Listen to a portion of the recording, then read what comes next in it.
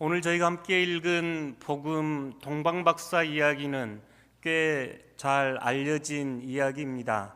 저도 어렸을 때 교회학교 때 동방박사 선극에 참여하기도 했고 또 헤롯 왕이 되어 참여한 적도 있습니다. 여러분도 아마 그런 경험 있으실 겁니다. 성경 이야기 안에서 예수님 탄생을 찾아가 축하한 동방박사 이야기는 꽤나 친숙하고 익숙한 이야기입니다. 설교자들은 이 본문을 설교할 때 크게 두 가지로 했습니다. 어떤 한 부류는 이 동방박사 이야기에 나오는 여러 사람들을 통해 우리가 예수 그리스도를 어떻게 맞이하는지 우리 자신을 드러내는 이야기로 소개합니다. 예를 들어 동방박사처럼 탄생하신 아기 예수를 경배하며 축하하는지, 아니면 헤롯과 제사장 서기관들처럼 예수님을 제거하려고 하는지 우리의 자리를 이 이야기는 고발하기도 합니다. 또 다른 한편 어떤 설교자들은 동방박사들이 드렸던 세 가지 예물, 황금, 유향, 모략에 주목하여 예수님의 정체성, 그리고 우리가 태어나신 예수님을 어떻게 대해야 하는지 우리의 태도들을 설교하기도 합니다. 저는 이 말씀을 묵상하면서 오늘 영적 여정의 지도로 이 말씀을 이해하고 싶었습니다. 기독교 신앙과 영성에서 늘 성장하고 성숙해가는 것을 영적 여정에 많이 비유하곤 하였습니다. 아브라함이 그 길을 걸어 나선 사람이었고 출애굽은 거대한 영적 여정의 지도가 되어 주었습니다. 애굽에서 광야로, 광야에서 가나안으로 들어가는 이 모든 과정들이 우리가 신앙생활을 하면서 겪게 되는 일련의 과정으로 이해했습니다. 예수님께서 나는 길이요라고 스스로를 선포하시면서 예수 그리스도의 길을 따라 걷는 그리스도인들을, 길 위의 사람들, 예수 그리스도를 따르는 사람들, 영적 여정의 도상 위에 있는 사람으로 이해하기도 하였습니다. 이 본문을 영적 여정의 지도로 이해하면 구도자적 신앙을 추구하는 여러분들께는 큰 유익이 있겠다 싶습니다. 영적 여정의 지도로 이해하며 오늘 본문에 나와 있는 특별히 한 단어 별에 주목하게 됐습니다. 별을 중심에 놓고 본문을 이해하며 따라가 보았습니다. 크게 네 가지 과정이 등장합니다. 첫 번째는 별을 보고 따라 나선 동방박사들입니다. 성경에는 이 이야기는 자세히 소개되지 않았습니다. 두 번째는 예루살렘 성전에 도착해서 헤롯 왕궁에서 헤롯 왕에게 별에 대하여 묻고 메시아 탄생에 대하여 묻는 별을 잃어버린 이야기가 등장합니다. 헤롯을 통해서 베들레헴에서 아기 예수가 탄생하신다는 이야기를 듣고 이 동방박사들은 다시 여행을 떠나 아기 예수를 앞에 무릎 꿇고 경배하며 아기 예수를 만나는 장면이 세 번째 장면입니다. 마지막 모습은 그 아기 예수를 만난 자리에서 머물지 않고 다시 그들의 고국으로 돌아가 증인된 삶을 요구받는 네 단계로 이해됩니다. 이 네 가지 여정은 우리가 신앙생활하면서 흔히 겪을 수 있고 지나가야 되는 일들입니다. 별을 먼저 조금 생각해 보겠습니다. 가만히 생각해 보니 제 아이들이 아주 어릴 적 배웠던 노래들이, 불렀던 노래들이 반짝반짝 작은 별이었습니다. 돌이켜보니 알퐁스 도테의 소설 별이라는 이야기 속에서 목동과 그 소녀의 사랑 이야기도 떠올랐습니다. 윤동주의 서시에서도 별이 등장하고 별은 우리의 문학이나 일상 안에서 자주 등장하기도 합니다. 뿐만 아니라 세계 많은 국가들은 별을 자신들의 국기 안에 그려 넣기도 합니다. 성경 안에서도 별은 매우 중요한 상징과 의미로 사용됩니다. 오늘 저희가 읽은 이 동방박사 이야기는 민수기 24장 17절에 보면 한 별이 야곱에게서 나오며 하면서 메시아 탄생의 징표를 그 옛날부터 성경은 말하고 있습니다. 이 구절에 따라 이사야 선지자는 훗날 이 별이 태어날 때, 메시아가 태어날 때 열방의 많은 국가들이 좋은 황금과 좋은 보물을 가지고 와서 그 아기께 경배할 거라고 하는 구절이 이사야서에 등장합니다. 시편 147편 보면 그들의 별의 수요가 셋이고 그것들을 다 이름대로 부르시도다.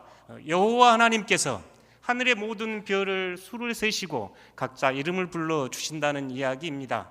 그래서 구약의 이스라엘 사람들은 하늘에 찬란하게 떠 있는 별들을 보면서 그 중에 하나님이 앉아 계신다고 생각을 했습니다. 창세기 15장 5절에 보면 또 별 이야기가 나옵니다. 아브라함에게 자손들을 약속하신 하나님께서 그 증표로 눈을 들어 하늘의 별들을 세어보라 하면서 이 별은 언약의 증표가 되기도 합니다. 계시록 22장 16절에 보면 예수님께서 들려주시는 마지막 음성입니다. 나는 다윗의 뿌리요 자손이니 곧 광명한 새벽별이라 하시더라. 계시의 말씀을 통하여 예수님 스스로 광명한 새벽별이라고 우리에게 들려줍니다. 일반 문학이나 성경 안에서 별은 매우 소중하고 우리의 상상력을 키워주는 이야기입니다. 오늘 복음서에 나와 있는 별은 특별히 태어날 메시아 예수 그리스도에게 길을 인도하고 별을 만나게 하는 이야기가 오늘 복음의 내용입니다. 첫 번째 별을 따라 나선 이야기부터 살펴보도록 하겠습니다. 1절에서 3절 말씀입니다. 함께 읽겠습니다. 헤롯 왕 때에 예수께서 유대 베들레헴에서 나심에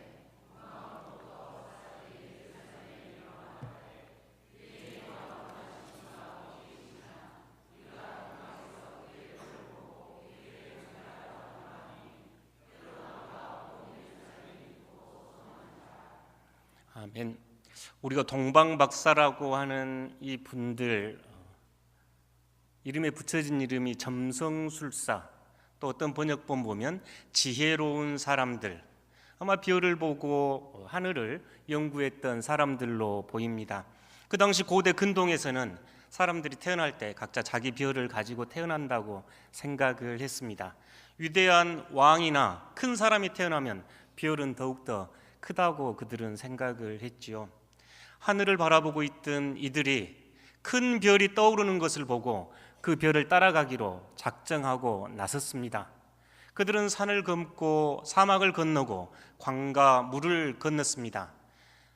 이곳이 동방이 어디인지 명확하게 알 수는 없지만 많은 이들이 페르시아 지역으로 봅니다. 지금의 이라크 지역에서 지금 예루살렘까지 여행을 하고 있습니다. 통상 두세 달 남짓 걸린 거리라고 합니다. 그들은 그토록 기대했던, 갈망했던 그 별을 따라 태어날 메시아 유대의 왕을 보기 위하여 여행을 나섰습니다. 여러분은 어떠신가요? 여러분의 삶을 이끌어가는 별은 어떤 별인가요? 여러분이 따라가고 싶은 그 별은 어떤 별인가요? 무엇이 여러분을 이끌고 가고 있습니까? 직장 생활에서 보다 나은 위치, 승진이 여러분을 이끌어가고 있습니까? 아니면 세상 안에서 보다 많은 재물과 권력을, 명예를 갖는 것이 여러분의 별이 된가요? 여러분은 어떤 별을 따라가고 있습니까? 빈센트 반 고흐라는 화가가 있습니다. 그는 일찍이 목회자가 되고 싶어 했습니다. 그리고 신학을 공부했고 탄광에 가서 전도사 생활을 시작했습니다만 그곳 노예로부터 목회자 부적격 판정을 받고 화가의 길을 걸었던 사람입니다. 빈센트 반 고흐의 별을 해는 밤은 꽤 유명한 작품이지요. 저 별은 11개입니다. 야곱의 자녀들 별 숫자이지요. 빈센트 반 고흐는 이렇게 이야기했습니다. 내가 아주 심각하게 종교가 필요할 때면, 이 종교는 아마 하나님으로 이해할 수 있겠습니다. 나는 밖으로 나가 별을 그렸다.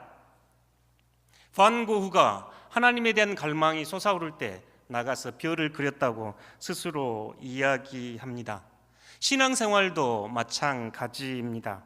여러분은 삶에 보다 큰 의미와 가치를 어디에 두고 찾아 나서신가요? 여러분은 언제 하나님께 대한 깊은 갈망이 있습니까? 내 인생에 하나님이 필요합니다. 삶의 깊은 어둠과 절망의 터널을 지나 하나님 나에게 빛을 비춰주십시오. 사막을 걷는 인생에 진리의 별을 보여주십시오 하고 기도한 적은 언제 있습니까? 만약 신앙의 초입 단계로 생각하면 이때 교회 공동체는 매우 중요합니다. 교회 공동체를 통해서 신앙을 배우며 믿음을 키워 나가기 때문입니다. 예수 그리스도에 대한, 하나님에 대한 새로운 갈망과 열정으로 이 여정에 들어서지만 사실 쉽지만은 않습니다. 때로는 의심과 회의가 들기도 하고 때로는 장애가 닥쳐오기 때문입니다. 이때 여러분 그들에게 좋은 벗과 좋은 공동체가 되어 주십시오. 신앙의 초입 단계에서는 좋은 교사, 좋은 스승을 만나는 것은 매우 중요합니다. 이 신앙의 여정을 시작하면서 하나님을 사랑하고 이웃을 사랑하는 것이 참된 가치 있음을, 예수 그리스도를 따라가는 것이 가치 있음을 배워내야 하는 순간입니다. 그 비열을 따라 사막을 넘고 산을 건넜던, 강을 건넜던 이 동방박사들이 예루살렘 근처에 와서 비열을 잃어버렸습니다. 4절에서 8절 이야기입니다. 함께 읽어보겠습니다. 왕이 모든 대제사장과 백성의 서기관들을 모아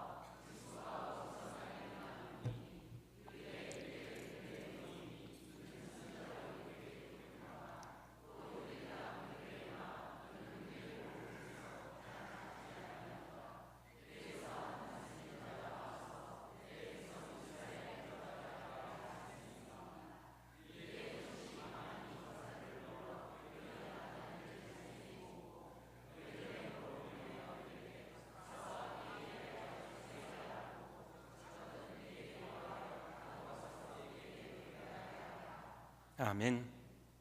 벼를 따라왔던 이들 이제 벼를 잃어버렸습니다. 위대한 왕 메시아가 태어날 곳을 왕궁이라 생각했을 것입니다. 그래서 헤롯에게 찾아가서 이것을 묻습니다. 헤롯은 대제사장들과 서기관들, 성경을 연구하는 이들을 통해서 메시아가 태어나면 어디에 태어날 것인지 성경을 뒤지기 시작했습니다. 미가서 5장 2절에 베들레헴 땅에서 메시아가 태어나서 이 백성을 구원할 것이라는 그 구절을 찾고 베들레헴에서 아기 예수가, 메시아가 탄생할 것임을 이 동방박사들에게 알려줍니다. 물론 헤롯은 이 말을 덧붙입니다. 다녀와서 저에게도 그곳이 어디인지 알려주십시오. 저도 가서 경배를 하겠습니다.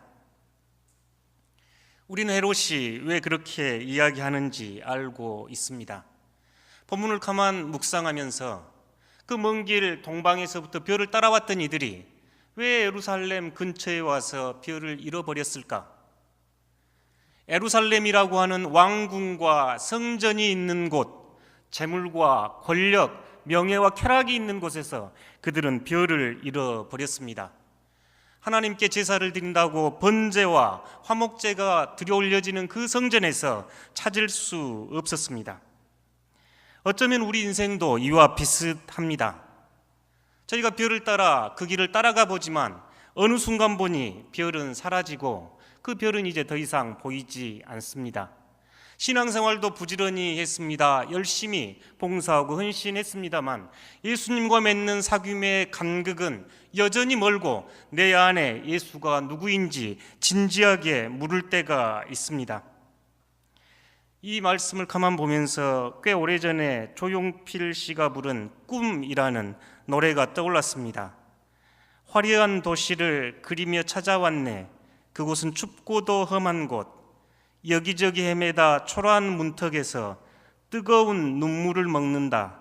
머나먼 길을 찾아 여기에, 꿈을 찾아 여기에, 괴롭고도 험한 이 길을 왔는데 이 세상 어디가 숲인지 어디가 늪인지 그 누구도 말을 않네. 중간 생략하겠습니다. 저기 저 별은 나의 마음을 알까? 나의 꿈을 알까? 괴로울 땐 슬픈 노래를 부른다.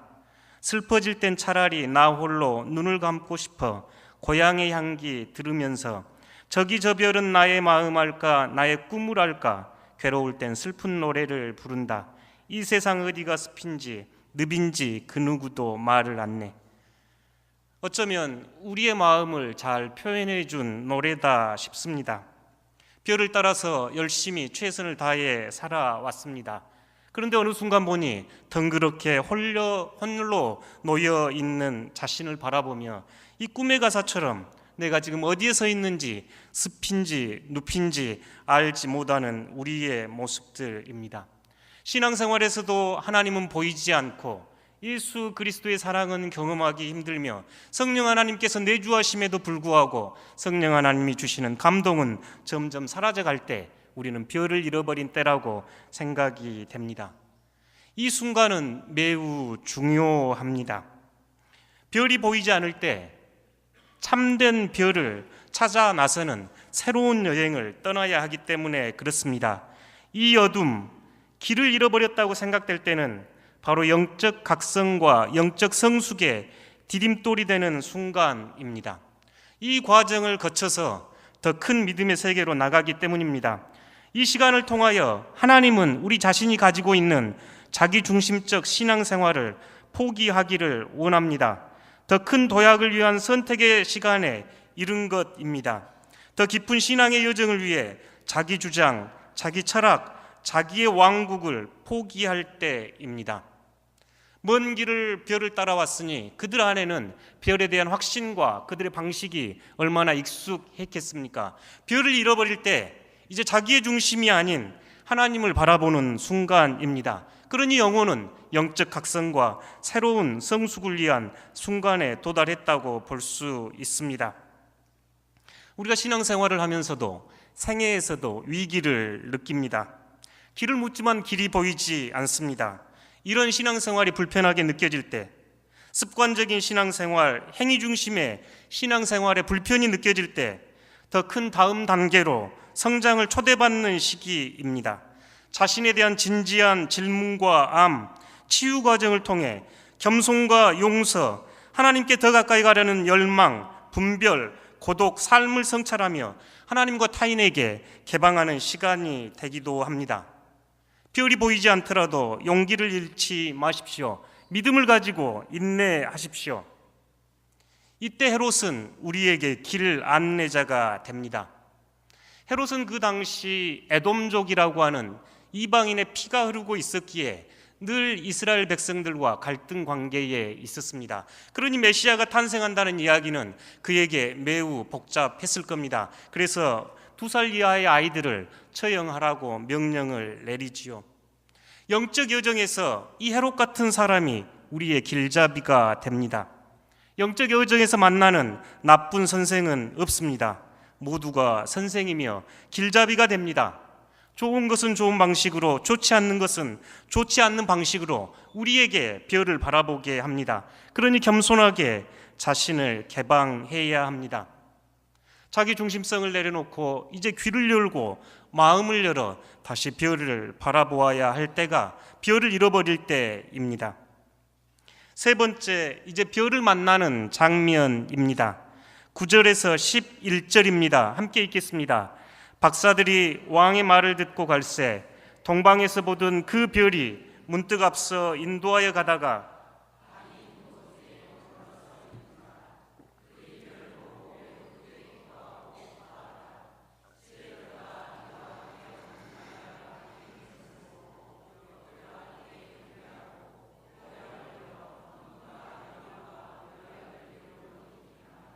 아멘. 베들레헴은 예루살렘 밑으로 약 10km 남짓 떨어진 거리입니다. 헤롯 왕이 베들레헴에서 메시아가 태어나실 것이라고 하는 이야기를 듣고 동방 박사들은 다시 길을 떠납니다. 그러자 별이 다시 나타났습니다. 그 별을 따라 그들은 이제 예수님이 태어나신 그 마국간 위에 이르렀습니다. 별이 그곳에 멈춘 것을 보고 그들은 매우 크게 기뻐하였습니다. 얼마나 기뻤으면 이 강조하는 이야기들이 이렇게 겹겹으로 쌓여져 있습니다. 참별, 인생의 참된 의미와 가치, 참된 주인을 만났을 때 기쁨이 한량없음을 지금 이렇게 성경은 이야기하고 있습니다. 그들이 따라왔던 별, 그 별은 예수 그리스도 메시아였습니다. 그들은 그 초라한 마국간으로 들어가서 무릎을 꿇고 엎드려 경배하였습니다. 누군가에게 무릎을 꿇고 경배한다는 의미는 저는 철저히 이제 당신 앞에 복종하겠습니다, 순종하겠습니다 하는 의미가 들어 있습니다. 그리고 그 구유에 누워있는 아기 예수에게 황금 유향 모략을 선물로 올려드립니다. 이 선물은 일반인들에게 드리는 선물은 아닙니다. 왕이나 위대한 사람들에게 드리는 선물입니다. 예수 그리스도 당신 메시아는 유대인의 왕이며 전 우주의 왕입니다. 당신의 방식은 십자가에서 피를 흘리는 방식입니다. 당신의 역할은 우리로 하여금 하나님 나라를 주목하게 할 겁니다. 이런 의미가 담겨있는 보물들을 드렸습니다. 보물을 준비해서 드리고 나면 그들에게는 빈손입니다. 이 사람들은 이 선물을 통해서 이제 저는 철저하게 당신에게 속한 사람입니다. 나의 주권은 당신께 속해 있습니다. 당신은 나의 왕이시고 나의 주인입니다. 당신의 뜻에 따라 내가 살아가겠습니다. 이런 의미가 이 선물 안에 들어 있습니다. 우리가 아기 예수께 선물을 들어 올릴 때 그 동방박사들은 빈손이 된 것을 잘 알 수 있습니다. 지금까지 우리가 움켜잡으려고 했던 별들은 어떤 별이었는가요? 오늘 복음은 우리로 하여금 그 두 손을 펴서 하나님께 우리의 소중한 것을 올려드렸을 때 바로 참별, 아기 예수 그리스도를 만나고 있음을 우리에게 소개해 주고 있습니다. 오늘 복음을 통해서 우리는 매우 소중한 교훈 하나를 얻습니다. 예수 그리스도가 태어난 곳은 왕궁이나 예루살렘 성전이 아니었습니다. 베들레헴의 작고 누추한 마구간에 예수님이 탄생하셨습니다.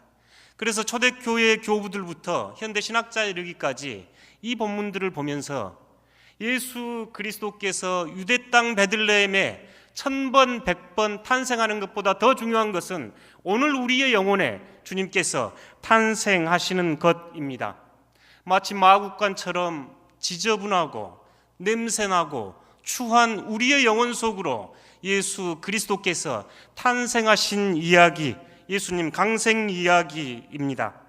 여러분의 영혼은 예수 그리스도께서 탄생하셔야 할 베들레헴의 마구간입니다. 성령 강림의 역사는 이를 증명하고 있습니다. 오늘 저희가 성령 강림 주일로 예배를 드립니다.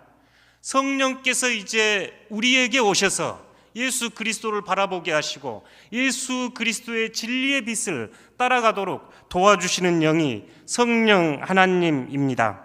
고린도전서 3장 16절, 6장 19절, 갈라디아서 2장 20절을 함께 읽어보겠습니다. 너희는 너희가 하나님의 성전인 것과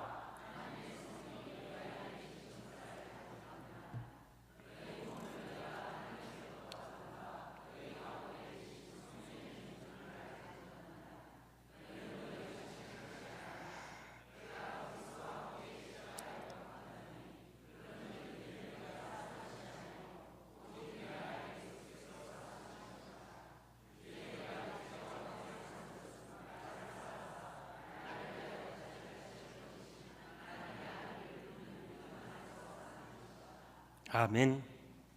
아름다운 성경 구절입니다. 성령 하나님께서 우리 안에 거하십니다. 여러분은 하나님의 거룩한 성전입니다. 그 성령 하나님께서는 우리로 하여금 예수 그리스도 안에서 새롭게 사는 인생을 보증하여 주셨습니다. 그래서 바울은 갈라디아서 2장 20절에서 이제는 내가 사는 것 아닙니다. 내 안에 예수 그리스도께서 사십니다. 여전히 내가 육체 가운데 사는 것은 하나님의 아들을 믿는 믿음 안에서 사는 것이라고 우리에게 들려주고 있습니다. 성탄의 기쁨, 저희가 예수 탄생의 이야기를 들을 때마다 되씹어야 하는 것은 우리 영혼과 우리의 가슴 안에 탄생하시는 예수 그리스도입니다. 오늘 복음은 인생의 참 별이 예수 그리스도임을 우리에게 초대하고 있습니다. 이제 네 번째 여정입니다. 처음에 별을 따라 나섰습니다. 둘째 별을 잃었습니다. 셋째 별을 만났습니다. 네 번째 여정은 이제 별을 품고 새롭게 따르게 된 이야기입니다. 12절을 함께 읽어보겠습니다. 그들은 꿈에 헤로데게로 돌아가지 말라 지시하심을 받아 다른 길로 고국에 돌아가니라. 아멘. 저희는 성경을 읽어 알고 있습니다. 이 헤롯은 태어난 아기 예수를 죽이고자 했지요. 그래서 꿈의 하나님의 천사는 이 동방박사들에게 그곳으로 돌아가지 말고 다른 길, 새로운 길로 가라고 말씀합니다. 그리고 이 동방박사들은 따라갑니다. 동방박사들이 경험한 참빛, 참별, 얼마나 크고 즐거움이 가득했습니까? 그곳에서 함께 있고 싶었을 겁니다. 그 아기 예수 곁에 있고 싶었을 겁니다. 그런데 말씀은 그곳에 그들을 두지 않고 그들이 떠나왔던 곳, 다시 새로운 곳으로 가라고 초대합니다. 이제는 별을 품고 다른 이들에게 별의 증언자, 증거자가 되라고 초대하고 있습니다. 변화산에서 예수님이 변모하실 때 함께 있었던 베드로, 야고보, 요한도 비슷한 이야기를 남겨주었습니다. 그 변화된 모습을 보고 주님 여기가 좋사오니 초막셋을 짓고 여기에 있겠습니다 할 때 예수님께서는 그들을 허락치 않으시고 아래 마을로 다시 내려가셨던 이야기입니다. 이 이야기는 우리가 예수 그리스도를 진정으로 품고 성령 하나님의 내주하심을 통해서 이제 예수 그리스도와 함께 동행하며 산다면 이제 여러분이 살아가는 이 세상, 가정, 직장 안에서 별이 되어 주어라고, 별이 되어 주십시오 라고 초대하는 구절입니다. 이제 별의 증언자가 되셔야 합니다. 여러분이 별이 되어서 다른 이들을 예수 그리스도께로 인도하셔야 합니다. 어떤 시인의 말처럼 우리는 성경을 읽습니다. 그러나 세상 사람들은 우리를 읽습니다. 세상 사람들이 예수 그리스도와 복음, 하나님 나라를 이해하는 방식은 우리들의 살아가는 모습에서 읽어냅니다. 우리의 교회 모습 안에서 그들은 복음을 읽습니다. 그러니 이 세상 안에서 예수 그리스도를 가리키는 별이 되어 주십시오. 예수 그리스도께로 인도하는 별이 되어 주십시오. 다니엘 12장 3절은 이렇게 이야기합니다. 함께 읽겠습니다. 지혜 있는 자는 궁창의 빛과 같이 빛날 것이요 많은 사람을 옳은 대로 돌아오게 한 자는 별과 같이 영원토록 빛나리라. 아멘. 여러분, 많은 사람을 그리스도께로 인도하셔서 영원히 빛나는 하늘의 별과 같은 분들이 되어 주십시오. 이제 말씀을 결론 지어 보려고 합니다. 오늘 동방박사가 별을 따라가는 이야기는 구도자적 신앙을 추구하는 이들에게 참 아름다운 복음입니다. 별을 따라 나섭니다.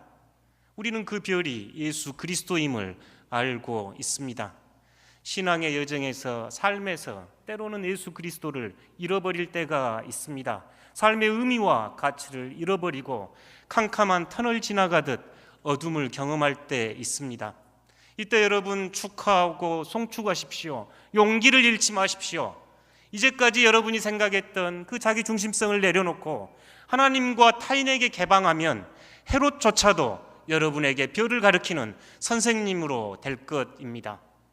그리고 이제 별을 만납니다. 그 기쁨이 얼마나 크기에 매우 기뻐하더라. 예수 그리스도를 만난 그 기쁨으로 신앙생활을 영위해 가십시오. 그들의 가슴 벅찬 이 감격으로 하루하루를 살아가십시오. 그들은 여기에서 머물지 않고 다시 세상 속으로 들어갑니다. 세상 속으로 들어가서 이제 예수 그리스도를 가리키는 별이 되어 다른 이들의 길잡이가 되어 줍니다. 여러분이 영적 도상에 어디에서 계신가요? 여러분 가슴 안에서, 여러분 영혼 안에서 탄생하시는 예수 그리스도와 함께 동행하십시오. 성령 하나님께서 여러분을 돕고 힘주시며 여러분을 강하게 붙드실 것입니다. 동방박사들이 보여준 모습처럼 신앙은 안주하고 정착하는 것이 아니라 움직이고 떠남입니다. 이제 여러분 이 세상 안으로 떠나 들어가십시오.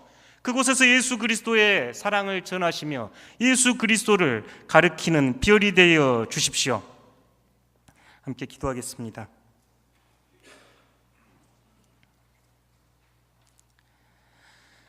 예수 그리스도의 복음의 빛을 바라봅니다. 우리에게 크신 은총을 허락하셔서 별을 품고 별과 함께 새롭게 살아갈 수 있도록 축복하여 주시옵소서. 하나님, 이 시간 또 저희 유치부 어린 학생들 함께 찬양하며 영광 올려드리기 원하오니 별과 같이 빛난 귀한 자녀들 축복하셔서 하나님 나라에 영원토록 빛나는 아름다운 별들 되도록 축복하여 주시옵소서. 예수님 거룩하신 이름으로 기도드립니다. 아멘.